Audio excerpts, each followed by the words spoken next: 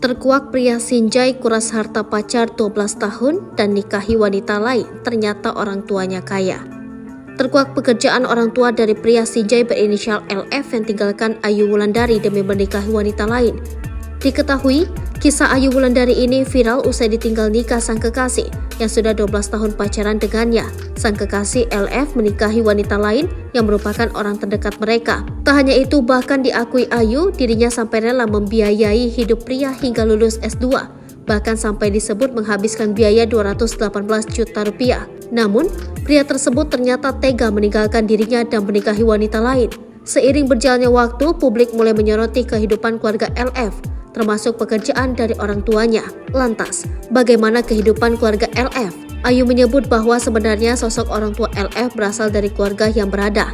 Ayahnya merupakan bos buah naga di Sinjai, sementara ibunya merupakan guru yang berstatus PNS. Bahkan mereka juga memiliki banyak kendaraan di rumahnya.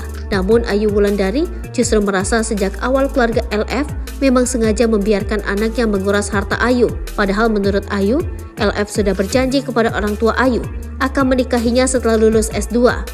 Lebih jauh, diketahui bahwa mantan Ayu yang berinisial LF itu diketahui merupakan seorang dosen di Sinjai, Sulawesi Selatan. LF lebih memilih menikahi sepupunya dibanding Ayu yang sudah menemaninya berproses dari SMP hingga S2. Menurut Ayu, sepupu LF itu tinggal berdekatan dengan mantannya.